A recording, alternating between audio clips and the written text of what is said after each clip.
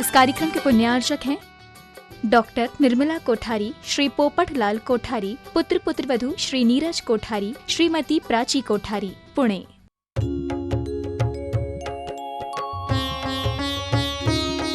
शंका समाधान। देवे खजाराट मूल नायक श्री मुनि सुरवतनाथ भगवान की जय जय जय।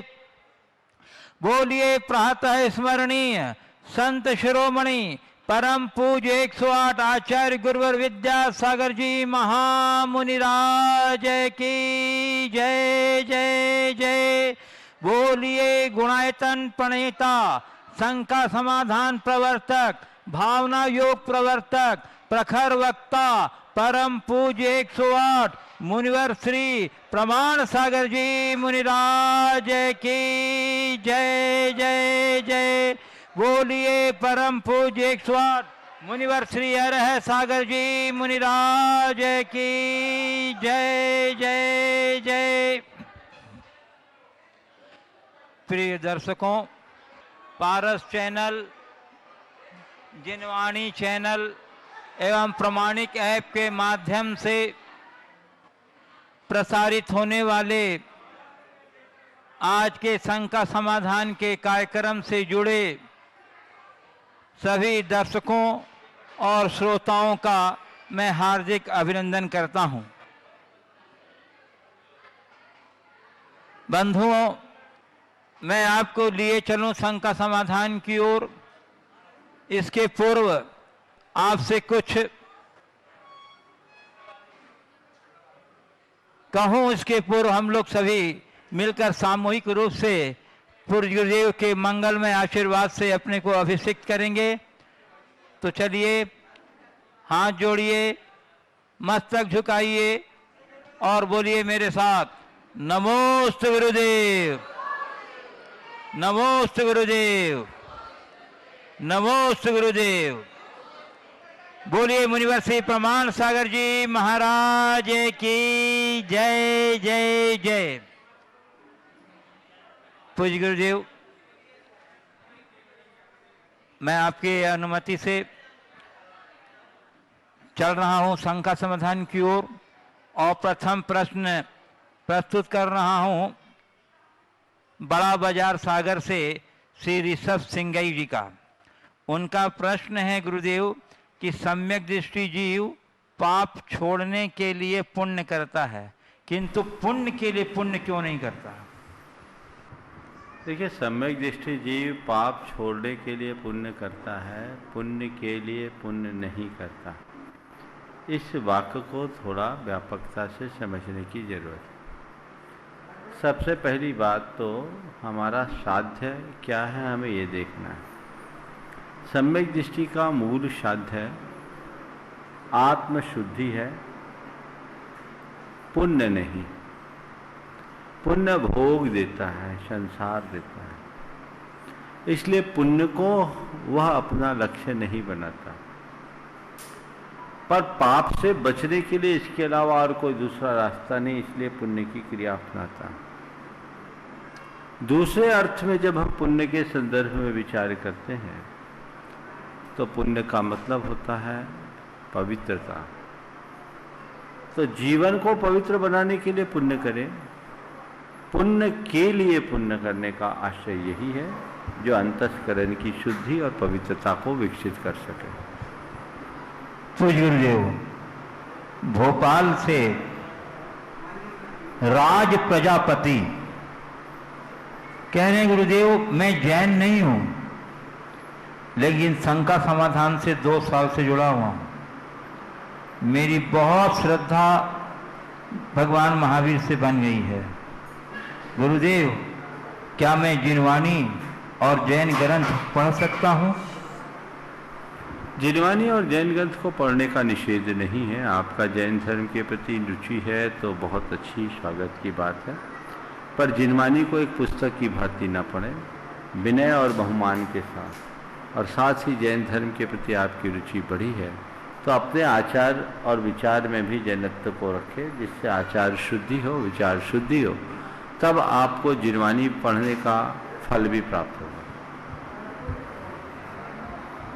पूज्य गुरुदेव, गढ़ा कोटा जिला सागर से प्रवीण सिंह ही पूछ रहे हैं, गुरुदेव प्रार्थना का हमारे जीवन में क्या महत्व है एवं शब्द रहित हृदय प्रार्थना और हृदयहीन मुखर प्रार्थना, इन दोनों में कौन उत्तम है? देखिए, प्रार्थना क्या है? अपने इष्ट आराध्य या उपास्य के समक्ष अपने मनोगत भावना की अभिव्यक्ति को प्रार्थना कहते हैं। प्रार्थना से हमारे चित्त की शुद्धि होती है, जीवन में सकारात्मकता आती है और प्रार्थना में किए गए भाव से प्रक्षिप्त सकारात्मकता पूरे वातावरण की भी शुद्धि करती है।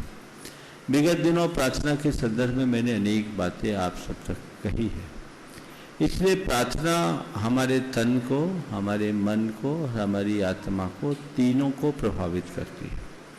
अब ये प्रार्थना भी कई रूप में होती है। एक प्रार्थना जिसमें हमारे मन की कोई कामना होती है, जिसके लिए हम निवेदन करते हैं, प्रभु मुझे ये मिल जाए, मुझे ये मिल जाए। और एक प्रार्थना है कामना से मुक्ति की, प्रभु मेरे मन की सारी कामनाएं खत्म हो जाए। सकाम प्रार्थना हमें उतना लाभ नहीं देती जितना कि निष्काम प्रार्थना। तो मैं इस सलाह दूंगा कि कामना की पूर्ति की प्रार्थना करने की जगह कामना से मुक्ति की प्रार्थना करो। जल ही समाप्त हो जाएगी तो आगे कुछ करने की जरूरत नहीं है। एक प्रार्थना होती है व्यक्तिगत और एक प्रार्थना होती है सारी सृष्टि के लिए। आज सारे संसार की मंगल कामना, ये भी एक प्रार्थना का ही अंग है और ऐसी प्रार्थना हम सबको करनी चाहिए और आज सब लोग कर ही रहे। ये हमारी संस्कृति का एक बहुत बड़ा अंग है और इसके लाभ सर्वविदित है, इसलिए हमें हमेशा प्रार्थना करना चाहिए। एक अपने जीवन को विशुद्ध और निर्मल बनाए रखने की प्रार्थना, यदि ये प्रार्थना हम नियमित करते हैं तो वह भी हमारे चित्त को निर्मल और विशुद्ध बनाता है। तो प्रार्थना से चित्त का शुद्धिकरण, जीवन में सकारात्मकता की वृद्धि दोनों होती है। और आपने क्या पूछा आखिरी में? प्रार्थना में शब्द रहित प्रार्थना और हृदय रहित मुखर प्रार्थना में क्या अंतर, यही पूछा था ना। तो देखिए, प्रार्थना में शब्दों से ज़्यादा महत्व भावों का है। देखिए कैसी प्रार्थना होती है। एक बच्चा 3-4 साल का भगवान के सामने खड़े होकर कुछ बुदबुदा रहा था। एक युवक जाकर देखा तो देखा क्या, वो ABCD बोल रहा है, पूरा अल्फाबेट A to Z भगवान को सुना रहा है। उसने पूछा, भैया क्या कर रहे हो? बोला प्रार्थना कर रहा हूं। क्या कर रहे हो? प्रार्थना कर रहा हूं। ये कौन सी प्रार्थना, तुम तो ABCD सुना रहे हो। बोले सुनो, मैं भगवान को A से Z तक पूरी सुना देता हूं और भगवान से कहता हूं, भगवान मुझे ज्ञान नहीं है, मेरे पास भाव है। मैं इतना जानता हूं कि दुनिया की जितनी भी प्रेयर्स बनी है वो इसी अल्फाबेट से बनी है। तो मैंने A से Z आपको सुना दिया। अब आपको जो पसंद हो अपनी पसंद की प्रार्थना मान के बना करके स्वीकार लेना। मैं आपसे पूछता हूं, क्या ये साधारण प्रार्थना है? ये असाधारण प्रार्थना है। ये शब्द रहित प्राणवान प्रार्थना है। बल्कि ये मैं कहूं कि जब भावों का अतिरेक हो जाता है तो शब्द मूक हो जाते हैं। भाव जुड़ना चाहिए। और दूसरा, हृदयहीन मुखर प्रार्थना का वो तो टेप रिकॉर्ड है, भगवान को सुना के आ गए, आपका भाव उससे नहीं जुड़ा तो उसका कोई वांछित परिणाम घटित नहीं होता। पूज्य गुरुदेव, कटनी मध्य प्रदेश से श्री पंचम जैन पूछ रहे हैं। गुरुदेव कहते हैं कि एक वृक्ष सैकड़ों साल कई रूप में अनगिनत जीवों का भला करता है और अंतिम संस्कार में करीब 2 वृक्ष नष्ट होते हैं। और अभी देखा गया है कि किसी गौशाला में गोबर को लकड़ी जैसा रूप देकर अंतिम संस्कार के उपयोग में लिया जा सकता है। तो महाराज जी, इसमें जो जीव हिंसा होगी, क्या वह उन 2 वृक्षों के नष्ट करने से ज़्यादा होगी या कम होगी? 2 वृक्षों को नष्ट करने में ज़्यादा हिंसा है या गोबर द्वारा बनी लकड़ी के उपयोग में ज़्यादा हिंसा है? हमें क्या करना चाहिए? देखिए, सबसे पहली बात तो वृक्ष है, हमारा सबसे बड़ा मित्र है, पर्यावरण की शुद्धि का आधार है, हमें उन्हें संरक्षित करना चाहिए। और जहाँ तक अंतिम संस्कार का सवाल है, बैठो, जहाँ तक अंतिम संस्कार का सवाल है, ये कोई जरूरी नहीं है कि लकड़ी से ही अंतिम संस्कार हो। आज की आधुनिक विधियां हैं, अब तो सब कुछ विद्युत के द्वारा भी संपन्न हो रहा है। लोगों को इन पर विचार करना चाहिए। लोगों के मन में डर रहता है, इसलिए लोग अपनी पुरानी रीतियों की तरफ ध्यान देते हैं। प्रायः अंतिम संस्कार में प्रयुक्त होने वाली लकड़ी में घुनी हुई लकड़ी होती है, उसमें और असंख्य त्रस्जीव होते हैं। इसलिए इसके विकल्प पर विचार तो होना ही चाहिए। जहाँ तक गौशाला के गोबर से प्राप्त लकड़ी के प्रयोग की बात है, तो उसमें भी जब गौशालाओं की स्लरी गोबर गैस प्लांट से निकाल ली जाती है, स्लरी निकलती है, वो पूरी तरह जीव रहित होती है। उसमें कोई जीव नहीं है, इसलिए उसमें कोई हिंसा नहीं।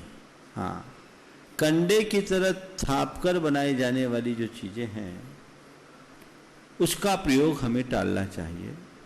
कंडे का प्रयोग हमें नहीं करना चाहिए, क्योंकि कंडे में कीड़े उत्पन्न हो जाते हैं और विवेकी लोग कंडे का प्रयोग करते ही नहीं। ये जो प्रयोग लोगों ने शुरू किया है कुछ गौशालाओं में, यद्यपि मुझे उसकी पूरी जानकारी नहीं है कि उसके बनाने की प्रोसेस क्या है और वो कितना सफल है, लेकिन अगर स्लरी के माध्यम से बनाया जाता है तो ये मेरा देखा हुआ है, स्लरी में एक भी जीव नहीं होते, तो वो शुद्ध है।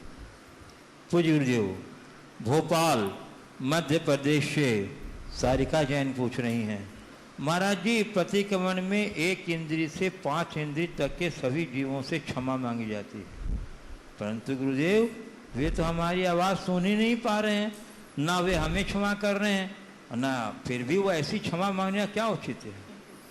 कागज के 1 इंद्री से 5 इंद्री तक की क्षमा मांगोगे तो ये सवाल खड़ा होगा, लेकिन कागज में पढ़ करके हर प्राणी से क्षमा का भाव रखोगे तो होगा। आपके अंदर ऐसी संवेदना होनी चाहिए, वैसी भावना होनी चाहिए। देखो क्या भाव होता है। हमारे ब्रह्मचारी लोग इन दिनों अभी नीम से सैनिटाइजर बनाते हैं। नीम की पत्ती, तुलसी की पत्ती, कपूर और फिटकरी डालकर। तो कैसे? पत्ती सीधे सीधे नीम से नहीं तोड़ते, नीम के पास खड़े होकर पहले प्रार्थना करते, उससे अनुरोध करते कि आप हमें कुछ पत्तियां दे दो, हमें इसकी आवश्यकता है। और पत्तियां लेने के बाद उसे धन्यवाद, और धन्यवाद देने के साथ साथ क्षमा याचना। क्यों? ये संवेदना है। तुम एक जीव हो तो अपनी जरूरत के लिए हम प्रयोग कर रहे, माना कि मूक हो, पर ऐसा थोड़ी चाहे जब उखाड़ के ले आए। कायदे से किसी भी वनस्पति के अंग का उपयोग और उपभोग करते समय प्रार्थना और निवेदन करना चाहिए, तब आप उसका लाभ लेंगे। मैंने तंत्र शास्त्र में देखा, बहुत सारे वनस्पतियों का उपयोग होता है, तो उसमें प्रायः 2 बातें मुझे बहुत महत्व की लगी। पहला कि पहले दिन प्रार्थना करो किसी भी जड़ को लाने के लिए, प्रार्थना करो, निवेदन करो। और दूसरा, उसे निकालने के लिए किसी अस्त्र का प्रयोग मत करो। प्राय ऐसी बातें हैं। तो मुझे इसका आशय यही लगा कि ये उनकी जीवंतता की अनुभूति का द्योतक है।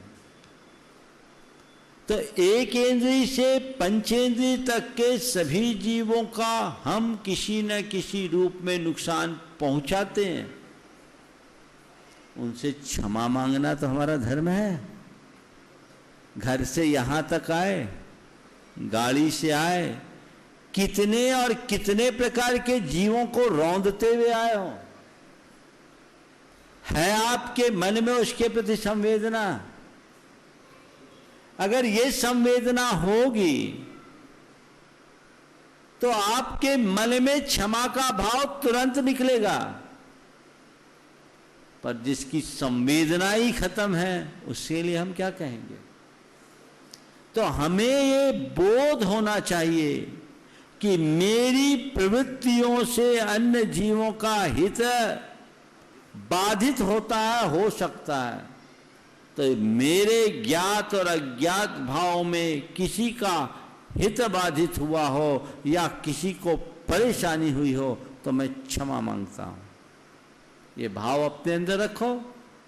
और फिर पंचेंद्रियों में जो तुम्हारे घर के पंचेंद्रिय, उनको तो देखो पहले, उनसे क्षमा का भाव रखो। सब जीवों से मैं क्षमा मांगता हूं, सभी को मैं क्षमा करता हूं, सभी मेरे मित्र हैं, मेरा मन पवित्र है। ये भाव अंतर भाव बन जाए तो देखो आपके परिणाम कितने निर्मल होते हैं और इसका कितना सकारात्मक प्रभाव पड़ता है। पूज्य गुरुदेव,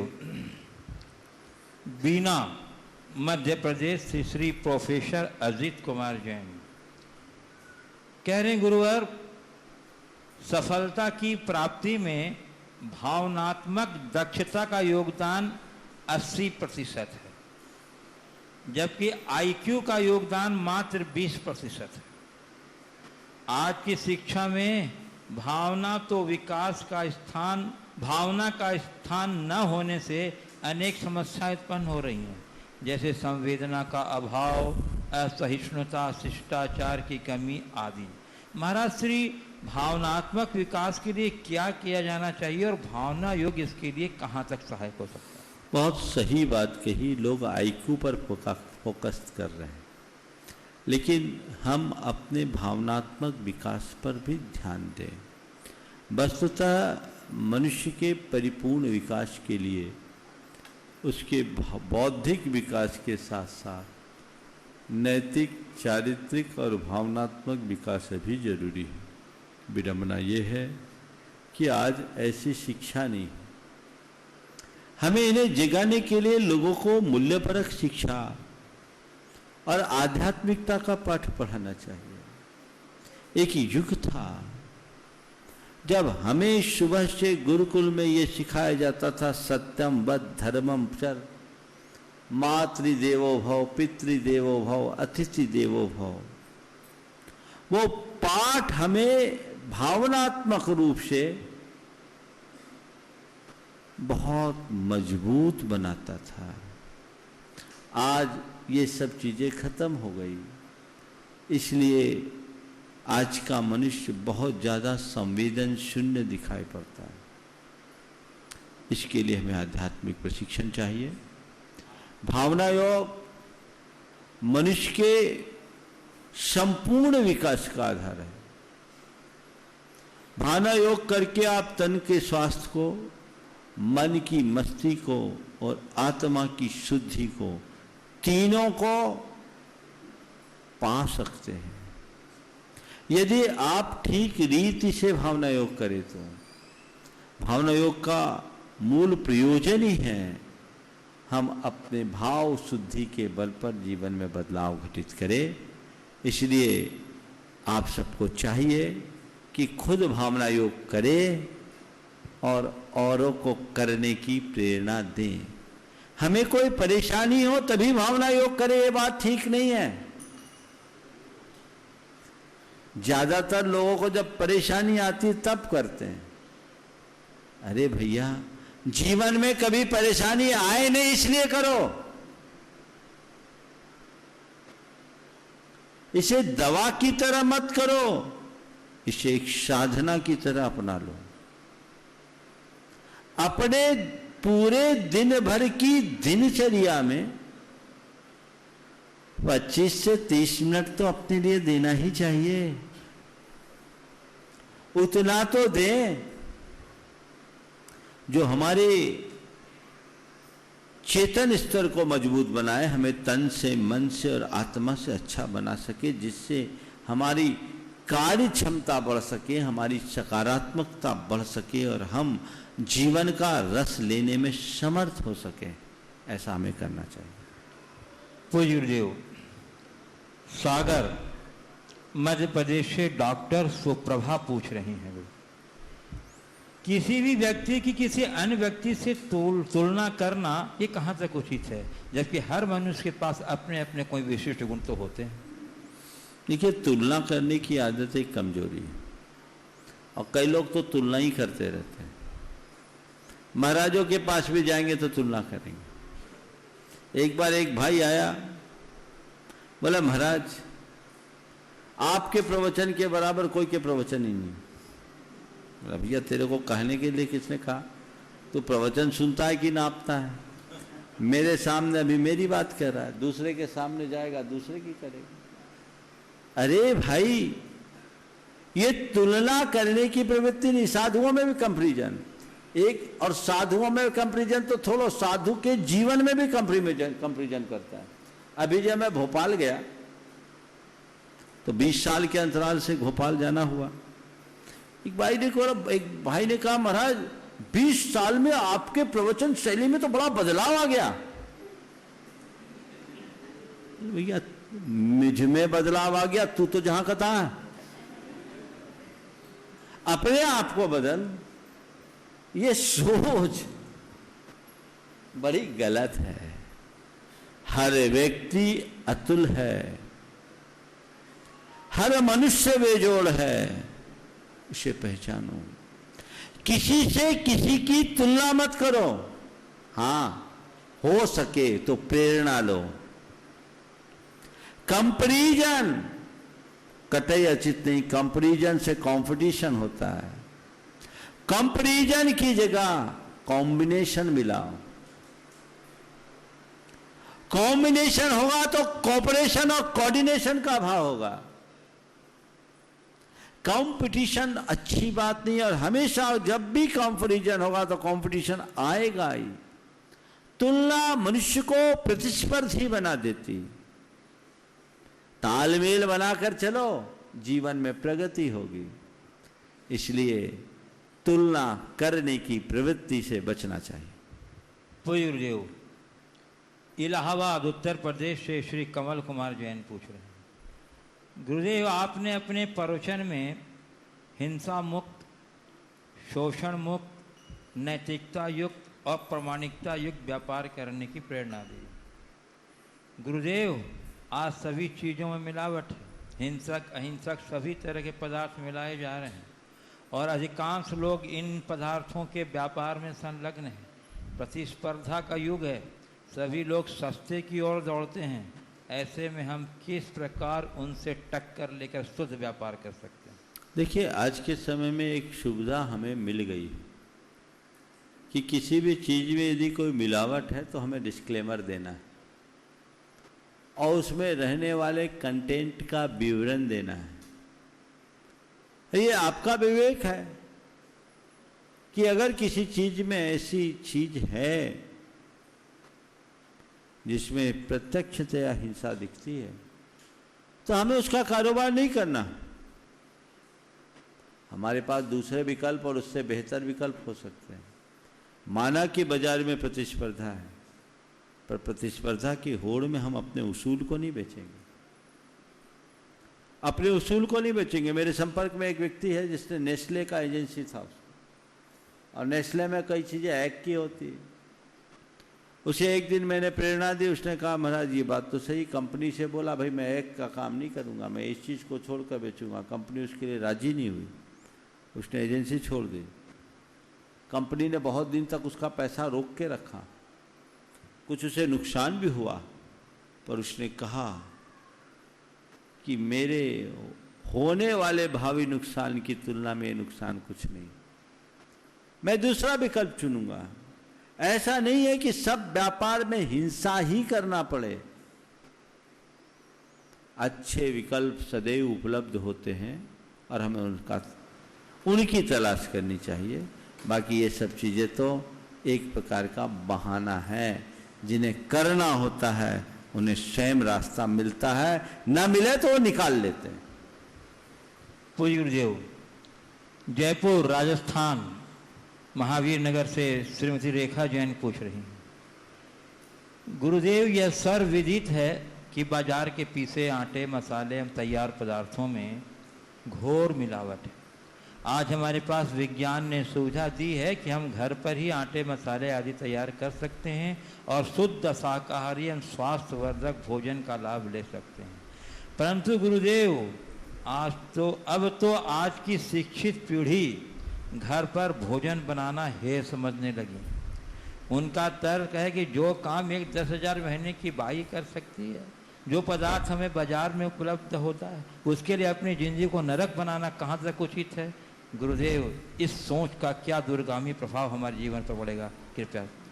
कोविड-19 ने बता दिया कि खाना बनाना जीवन के लिए कितना महत्वपूर्ण है। अभी तो लोगों को खाना बनाने से लेकर बर्तन मांजने तक का सारा काम खुद अपने हाथ से करना पड़ा और करना पड़ रहा है, आगे भी पड़ेगा, तभी सुरक्षित है।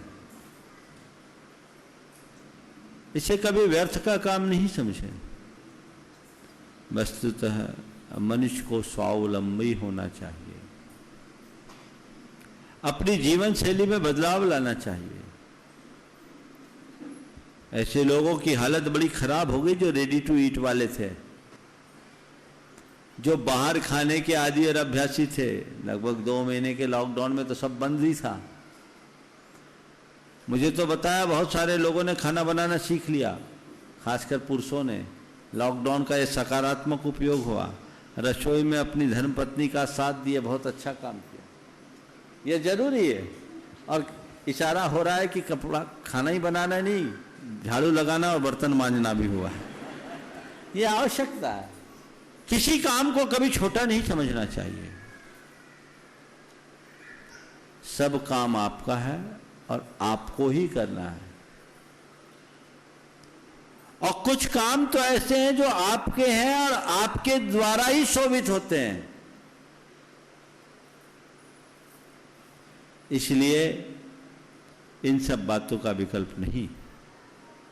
आज के इस दौर में व्यक्ति को अपने सेहत के प्रति बहुत जागरूक होने की जरूरत है। सरकार के द्वारा अनेक कानूनी प्रावधान प्रस्तुत करने के उपरांत भी आज भी देश में मिलावटों का दौर खत्म नहीं हुआ है। इसलिए इनसे बचने के लिए आपको प्रयास करके स्वास्थ्य व्यवस्थाएं रखनी चाहिए, और इससे आप अपने स्वास्थ्य को भी संभालेंगे, हिंसा से भी बचेंगे, शुद्धि का भी पालन हो जाएगा। इसलिए प्रमाद को त्याग कर जो हमारे घरों में पुरानी पारंपरिक व्यवस्थाएं थी उसका अनुकरण करना चाहिए। इससे आप सब तरफ से फिट रहेंगे, अन्यथा केवल बाजार पर आश्रित रहने वाले मानसिक रूप से कमजोर और बीमार हो जाते हैं। पूज्य गुरुदेव, कटनी मध्य प्रदेश से डॉक्टर विनय जैन कहने, गुरुदेव मेरी यह जिज्ञासा है कि जिस क्षण विचार उत्पन्न होते हैं उसी क्षण रिलेटेड कर्मों का बंद हो जाता है, भले ही हमने उसे एक्शन में कन्वर्ट ना किया हो।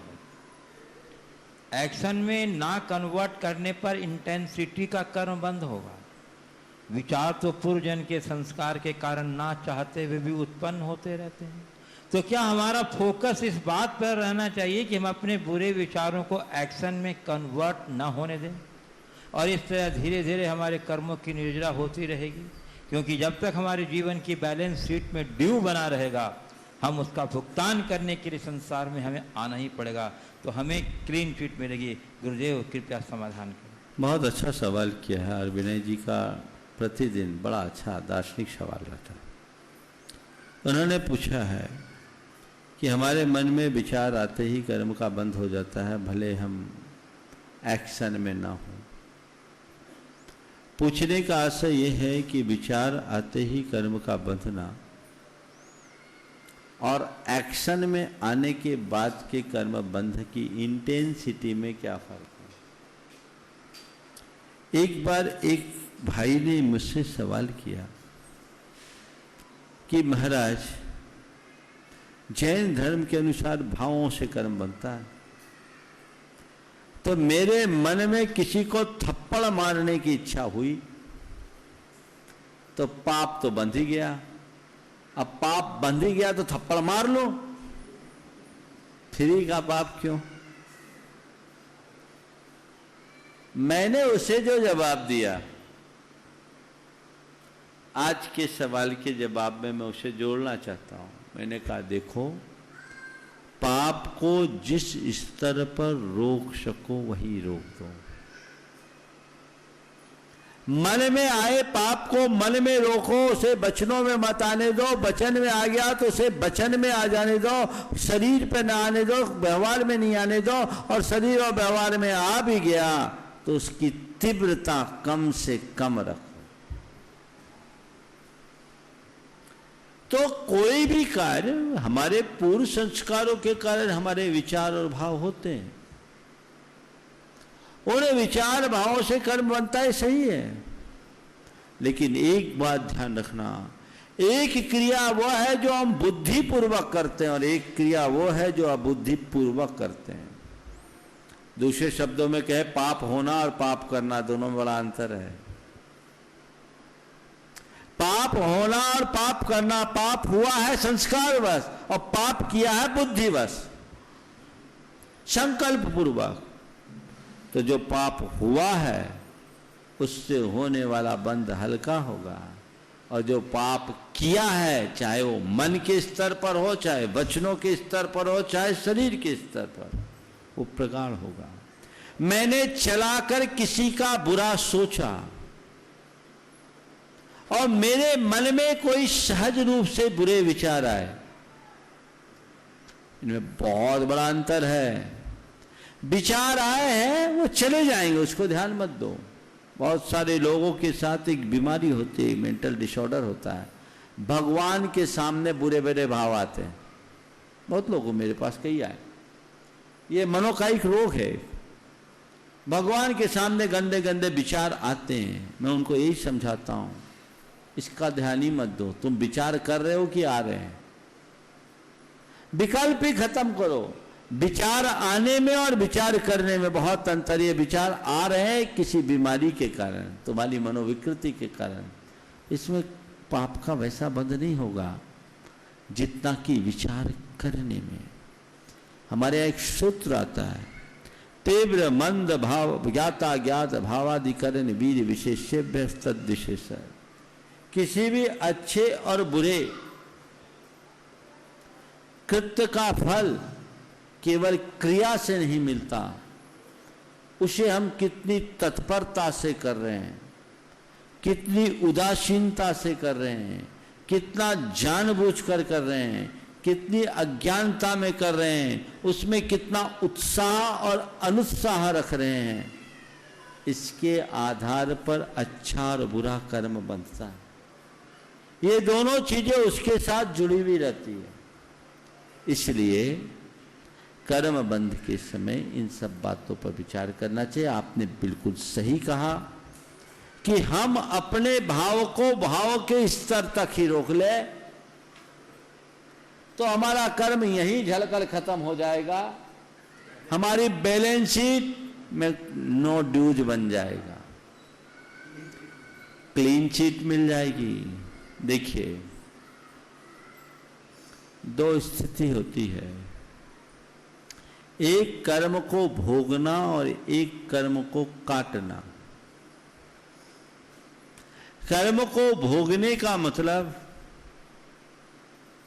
राग द्वेष पूर्वक कर्म को भोगना, इष्टानिष्ट संकल्प विकल्प पूर्वक कर्म को भोगना।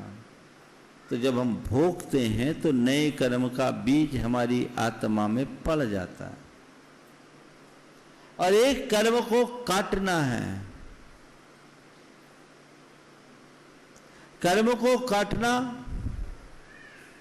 यानी कर्म का उदय आया, विचार आए, विकल्प आए, सहज भाव से उसे ले लिया, उससे प्रभावित नहीं हुए, कर्म कट गए।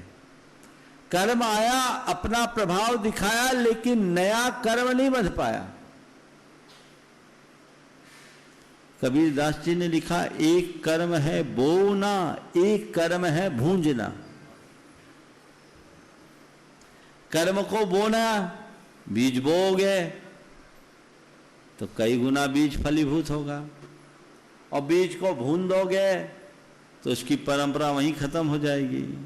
तो जो भाव और विचार आया उसे वहीं समाप्त हो जाने दो, उससे प्रभावित मत हो। राग देश को शांत करने की, विकारों को के शमन की यही प्रक्रिया है। इसी के तहत ये कार्य हो सकता है। पूज्य गुरुदेव, मुंबई महाराष्ट्र से भारतवर्षीय दिगंबर जयंती क्षेत्र कमेटी के वरिष्ठ उपाध्यक्ष श्री शिखर चंद जी पहाड़िया नमोस्तु पूर्वक पूछ रहे हैं गुरुदेव कि 25 वर्ष एवं 25 वर्ष से ऊपर की प्रतिष्ठित प्रतिमाओं पर यदि पॉलिश करवानी है तो इसके लिए क्या प्रक्रिया होनी चाहिए, तथा कुछ लोगों ने बिना किसी प्रक्रिया के अपने इच्छानुरूप पॉलिश करवा लिया है, तो यह कहाँ तक उचित है? यदि उचित नहीं तो अब इसके लिए उन्हें क्या करना चाहिए? देखिए, मंदिर में भगवान विराजित भगवान है, कोई स्टेचू या पुतला नहीं। उनकी पूजा अर्चा की अपनी एक प्रक्रिया हो, उस प्रक्रिया के तहत ही समस्त विधान करना चाहिए।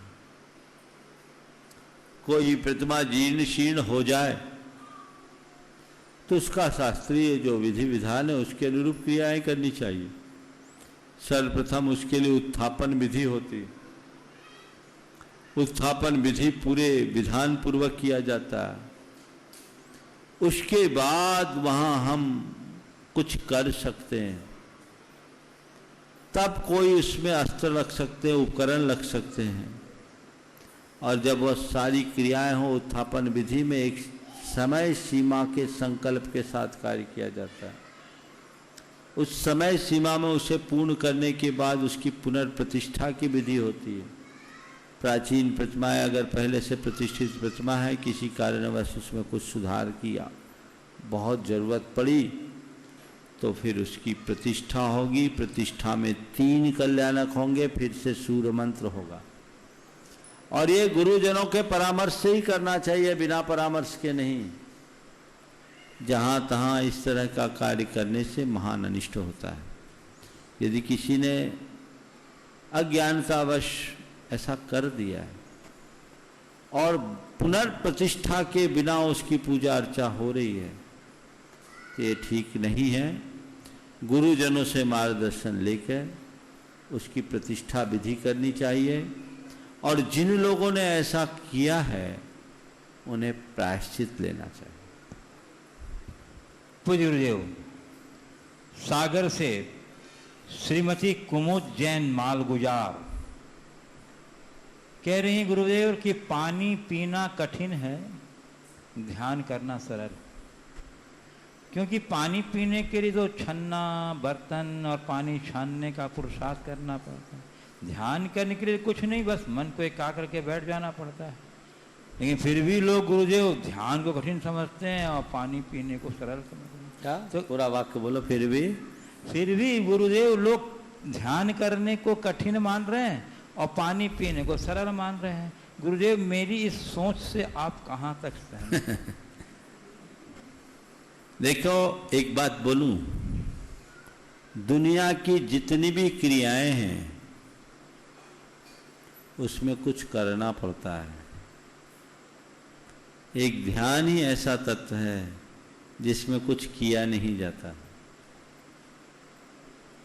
अगर लोग कहते कि हम ध्यान करते हैं तो गलत है। जहां जब तक करना है, जब तक क्रिया वो ध्यान है नहीं, ध्यान किया नहीं जाता, ध्यान को जिया जाता है। वो जीना है। लेकिन जिनकी प्रवृत्ति करने की बनी हुई है, जन्म जन्मांतरों से करने के संस्कार हैं, वो तो उठक पटक करते ही रहते हैं। बिना क्रिया उनसे कुछ रहा नहीं जाता। अब बिना किए कुछ रहा नहीं जाता है तो फिर कहते क्या करें, तो निष्क्रिया में रहना उनके लिए बड़ा कठिन होता है। कुछ ना कुछ उठक पटक करते हैं। तो इसके लिए अभ्यास चाहिए। जब लंबा अभ्यास होगा तो क्रिया से आप निष्क्रिया के रूप में आ सकेंगे। और उसके लिए जैन शास्त्रों में बहुत अच्छी बात बताई। ध्यान का स्वरूप निरूपित करते हुए कहा गया, मा चित्त मा चिट्ठ मा जंप मा चिंत किम विजेन होय थिरो अपापम मिरवो इनमेव हवे परम जानम। कोई चेष्टा मत करो, कोई चर्चा मत करो, कोई चिंतन मत करो। अपम मिलो, आत्मा को आत्मा में ही रखो, यही परम ध्यान है। जहां चेष्टा नहीं, चर्चा नहीं, क्रिया नहीं, मन की, वचन की, शरीर की कोई क्रिया नहीं, निष्क्रिया, वो ध्यान है। और वहां तक पहुंचने के लिए क्या करना है? तो मां मुझ मारझ मा दुस्सह इट्ठ निट्ठ अथेषु थिरमिच्छम जय चित्तम विचित्र ध्यान प्रसिद्धिये। यदि तुम विचित्र ध्यान की सिद्धि के लिए अपने चित्त को स्थिर करना चाहते हो तो इष्ट अनिष्ट पदार्थों में राग मत करो, द्वेष मत करो, मोह मत करो। मां मुझ्झ, मोह मत करो, मां रज्ज, राग मत करो, मां दुस्सा, मां द्वेष मत करो। इष्टानिष्ट पदार्थों को सहज भाव से मात्र देखो और जानो। ये भूमिका जिस दिन तुम्हारे भीतर विकसित हो जाएगी, ध्यान अपने आप घटित होने लगेगा। ध्यान एक बड़ी ऊंची साधना है। उसमें कुछ करना नहीं पड़ता, केवल जीना पड़ता है। पूज्य गुरुदेव, कटनी मध्य प्रदेश से श्री विश्व दर्शन गौड़ कह रहे हैं गुरुदेव कि एक और यह कहा जाता है कि पुण्य के उदय में धनवान होता है, दूसरी ओर कहा जाता है कि कर्मवीर ही धनवान बनता है, और तीसरी ओर यह कहा जाता है कि संतोषी ही सबसे बड़ा धनवान है। तो गुरुदेव, ये तीनों बातें परस्पर विरोधी प्रतीत होती हैं, इनमें सामंजस्य कैसे बैठाएं? क्योंकि तीनों ही संत वाक्यों गलत तो नहीं होते। पुण्यवान ही धनवान होता है, कर्मवीर ही धनवान होता है, और संतोषी ही सबसे बड़ा धन है। तीनों बातों में सामंजस्य कैसे बिठाएं? इनके आशय को समझेंगे तो चीजें सही हो जाएगी। पुण्यवान ही धनवान होता है, ये कथन आपेक्षिक रूप से सही है, पूरी तरह से नहीं। अगर हम ये माने कि पुण्यवान होने से धनवान होता है, तो जो जितना धनवान उसको उतना पुण्यवान मानना, और जो जितना धनहीन उसको उतना पुण्यहीन मानना पड़ेगा कि नहीं मानना पड़ेगा? मानना पड़ेगा ना। यही व्याप्ति बनेगी। जिसके पास जितना पुण्य उतना धन, यानी जिसके पास जितना धन उतना पुण्य, और जिसके पास जितना धनाभाव वो उतना पुण्यहीन, है ना। फिर क्या होगा पता है? इस सभा में सबसे पुण्यहीन कौन माना जाएगा? मानने को राजी हो गए? फिर ये क्या हुआ? पुण्य से धन नहीं आता। अनेक बार मैंने इस बात को बताया। सवाल आज दूसरे संदर्भ में आया, इसलिए कुछ विश्लेषण इस पर अपेक्षित है। केवल पुण्य से धन नहीं आता, पुण्य के साथ जब आप पुरुषार्थ करते हो यानी कर्मवीर बनते हो तब धन आता है। पुण्य क्या करता है? पुण्य केवल अनुकूल संयोग देता है। पुण्य ने आपको अनुकूल संयोग दिया, आपको अच्छी बुद्धि मिली, अच्छी लिंक मिली, अच्छी लाइन मिली, अच्छी गुडविल बनी, ये पुण्य ने दे दिया। इसके बाद अब आप अपने दुकान को खोल करके धंधा करोगे, सही तरीके से व्यापार चलाओगे, सच्चे उद्यमी बनोगे, तब ना पैसा कमाओगे। पर ध्यान रखना, इसमें पाप करना पड़ेगा। दुकान में बैठकर पुण्य करते हो कि पाप? ठीक है, आवश्यक है, अपेक्षित है, आप करते हो। तो पुण्य ने अनुकूल संयोग दिया और उस अनुकूल संयोग का प्रयोग आपने किया तो धन कमाया। पुण्य ने मुझे भी अनुकूल संयोग दिया था, मेरा पुण्य भी कमतर नहीं है। आज मैं साधु बना हूं, हो सकता साधु नहीं बनता तो किसी कंपनी का डायरेक्टर भी होता, कुछ और भी हो सकता था। लेकिन मैंने क्या किया? गुरु की कृपा से मुझे मार्ग मिला, मैंने वो मार्ग पकड़ लिया। तुम गोरख धंधे में लग गए, हम आत्मोन्नयन के मार्ग में लग गए। तुमने धन जोड़ा, हमने जीवन धन संवारा। समझ गए? अब रहा सवाल संतोष का धन। तो तुम्हारे पास विपुल धन होने के बाद भी तुम दुखी हो, और हमारे पास कोई धन नहीं तो भी सुखी हैं। क्यों? क्योंकि तुम्हारे लिए धन से संतोष नहीं है और हमारे मन में धन की चाह नहीं है। तुम्हें धन से संतोष नहीं है और हमें धन की चाह नहीं है। तुम्हारा असंतोष तुम्हें आकुलित करता है और हमारा संतोष हमें सुखी बनाता है। तो अब बताओ, तुम्हारा धन बड़ा है या मेरा संतोष बड़ा है? बात समझ में आई? तो ये तीनों चीजें एक दूसरे के साथ जुड़ी है। पुण्य के साथ जब पुरुषार्थ करोगे तो धन आता है, लेकिन धन कमाते समय इस बात का जिसे एहसास हो जाता है कि अंततः धन तृष्णा भी वर्धक है, वही संतोष धन का महत्व जानता है और वो ही जीवन का आनंद ले पाता है। बाकी तो चक्रवर्ती के समान संपदा पालोगे तो भी सुखी नहीं रह सकते। इसलिए असली धन को पहचानो, वो संतोष का धन है जो हमारे जीवन को महान बनाता है।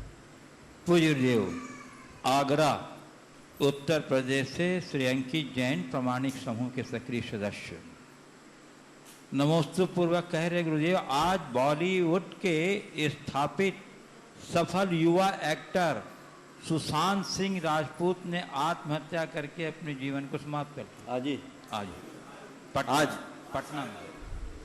मेरा प्रश्न यह है कि आज की युवा पीढ़ी एक्टर्स, क्रिकेटर्स के जीवन और उनकी सफलता से बहुत प्रभावित होते हैं और उन्हें अपना आदर्श बना देते हैं, लेकिन बार बार यह देखने में आता है कि अपने क्षेत्र में सफल व्यक्ति अपने जीवन से संतुष्ट हो, ऐसा जरूरी नहीं। तो क्या हम जैसे युवाओं को एक्टर्स, क्रिकेटर्स को छोड़ करके श्री राम, महावीर, गांधी जैसे लोग जिन्होंने अपने जीवन के मुश्किल समय को भी समता पूर्वक जिया, उन्हें हम अपना आदर्श नहीं बनाना चाहिए, जिससे हम अपने जीवन के किसी भी क्षेत्र में अगर सफलता नहीं पा सके तो भी निराशा और असफलता को अपने ऊपर हावी न होने दें। बहुत ही गंभीर सवाल उठाया। क्या नाम बताया? अंकित जैन। ओ, सुशांत सिंह राजपूत। सुशांत सिंह राजपूत एक्टर है। देखिए, ये घटना हर व्यक्ति को गंभीरता से सोचने के लिए बाध्य करती है। दुनिया के जितने बड़े धनपति हुए हैं, अभी कुछ वर्ष पूर्व में जब कोलकाता में था, एक युवक ने पिछले 20 सालों के विश्व के बड़े धनपतियों की लिस्ट निकाला था और उसमें करीब 40 थे और 40 में 24 ने आत्महत्याएं की थी। ये एक तस्वीर है, इंटरनेट से निकाल करके दिया था। 2013 की बात है, नाम मुझे याद नहीं है, लेकिन बड़े बड़े धनपति थे। ये हमें सोचने को मजबूर करता है। अगर पूरे विश्व का आप विश्लेषण करें तो बहुत बड़े बड़े अभिनेता और स्टार्स, जिन्हें आज आप सेलिब्रिटी के रूप में मानते हैं, वे लोग आत्महत्या करते हैं। आज की घटना ने भी हमें वही बताया। इन सब के पीछे के कारण को जानना चाहिए। इसकी एक ही वजह है कि इन्होंने सफलता का वास्तविक अर्थ ही नहीं समझा। आज के संदर्भ में सफलता का अर्थ केवल यही बन गया है कि किसी निर्धारित लक्ष्य को पा लेना सफलता है। और हर व्यक्ति ने अपने अपने लक्ष्य बनाए हैं जो बड़े उथले हैं। उस उथले लक्ष्य को पाकर के व्यक्ति अपने आप को सफलीभूत मानता है, लेकिन वही जीवन की परिपूर्णता नहीं होती। उसके सामने जब किसी तरह की चुनौतियां आती हैं तो वो उसे झेल नहीं पाता और हार कर, हताश होकर आत्महत्या जैसे कुकृत्य कर बैठता है। हमें चाहिए कि हम प्रारंभ से सफलता का अर्थ समझें। जीवन की सफलता का मतलब किसी लक्ष्य को प्राप्त कर लेना मात्र नहीं है। जीवन की सच्ची सफलता का मतलब यह है कि हर परिस्थिति में अपनों को ढाल लेने की सामर्थ्य विकसित करना। चाहे जैसी परिस्थितियां उसको उसमें ढाल लें। अगर मुझे कोई उपलब्धि हुई है, ये मेरी सफलता का प्रतीक है, लेकिन मेरी सच्ची सफलता तब होगी जब वो उपलब्धि मेरे हाथ से छिटक जाए तो भी मेरे मन की प्रसन्नता टिकी रहे। मैं अक्सर कहता हूं वो सफलता अर्थहीन है जो हमारी मन की प्रसन्नता को लील जाए। ये बड़ी उथली सफलता है, सतही सफलता है। हमें इनसे रंच मात्र प्रभावित नहीं होना चाहिए।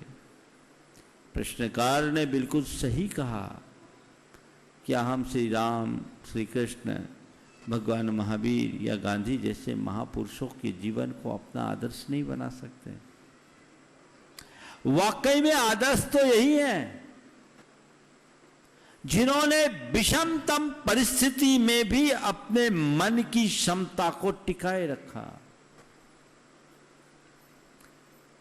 जिनका मन हर स्थिति में मजबूत बना रहा।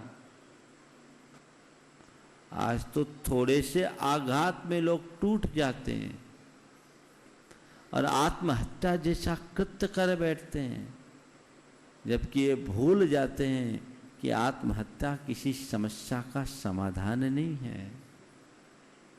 ये तो एक प्रकार का पलायन है। जीवन से हाथ धोना है, चाहे जैसी समस्या हो। महापुरुषों के जीवन चरित्र को सामने रखो और ये मानो कि जीवन के उतार चढ़ाव के मध्य ठहराव रखने में ही जीवन का सच्चा रस है। जैसे महापुरुषों ने अपने जीवन में के विकट परिस्थितियों में भी अपनी स्थिरता रखी, वैसी ही मुझे भी रखनी चाहिए। पर न तो आज ऐसी शिक्षा है, न ऐसा वातावरण। थोड़े थोड़े में लोग टूट जाते हैं, जिंदगी से हार बैठते हैं। मैं महावीर जी में था, 2016 की बात है, जनवरी के महीने की बात। एक युवक आया चेन्नई से। वो अपने ब्रीफकेस में सल्फास की गोलियां लेकर आया था। उसने अपने आप बीती बताई। एक कंपनी में वो था, उस कंपनी से उसकी नौकरी हट गई। इसी बीच जिस लड़की से वो प्यार करता था उससे ब्रेकअप हो गया। और इन दोनों घटनाओं को वो पचा नहीं पा रहा था, तो उसने आत्महत्या करने का मन बना लिया। गोली ले आया, पर तभी कहां से उसकी बुद्धि जगी। उसने कहा चलो एक बार महाराज से मार्गदर्शन ले लो। वो कभी कभार मुझे सुनता था। प्रामाणिक ऐप के माध्यम से उसने मेरा लोकेशन खोजा। मैं महावीर जी में था, वहां आया, व्यस्तता थी, 2 दिन तक रुका रहा, 2 दिन तक मैं मिल नहीं पाया। 2 दिन बाद जब उसने अपनी बात कही, मैंने उसे सुना। उसने ये सारी बातें बताई। एक संपन्न परिवार का युवक, जिसके घर 150 एकड़ की खेती हो, जिसके भाई का गल्ला का अच्छा कारोबार हो, वो आदमी 8 लाख रुपया साल के पैकेज का जॉब करता था। उस जॉब के छूट जाने का उसे बड़ा कष्ट था और ब्रेकअप का परिणाम था। मैंने उसे मोटिवेट किया कि हमेशा एक बात ध्यान रखो, 99 दरवाजे बंद होते हैं तो 100वां द्वार खुलता है। हमारी दृष्टि बंद द्वारों पर नहीं, खुले द्वार पर होना। मैंने मोटिवेट किया कि तुम घर जाओ, नौकरी छूट गई तुम्हें, मैं तो तुम अगर नॉर्मल रूप में मेरे पास आते तो मैं तुम्हें नौकरी छोड़ने की सलाह देता। अच्छा होगा कि तुम अपने माँ बाप की पैतृक संपत्ति को संभालोगे, अपनी खेती बाड़ी करोगे, माता पिता का आशीर्वाद लोगे, उनके निकट रहोगे, उनका स्नेह पाओगे, उनका सद्भाव पाओगे।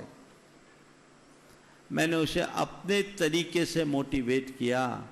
तत्क्षण वो गोलियां, मैंने कहा इसको फेंको, उसने उन गोलियों को नाली में फेंक कर खत्म किया, बच गया।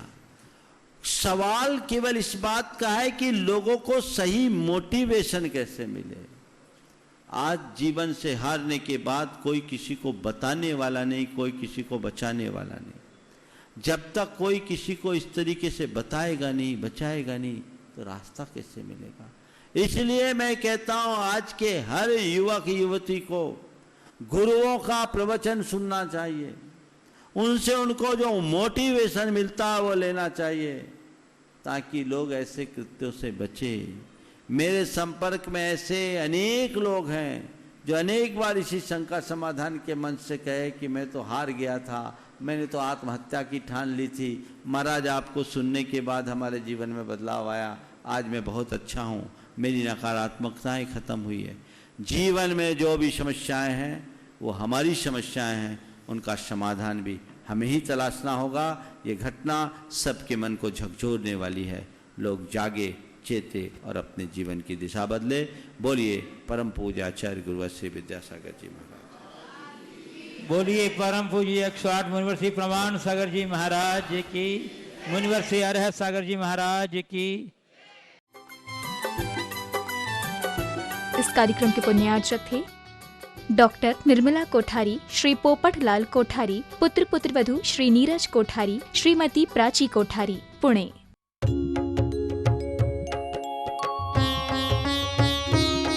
शंका समाधान।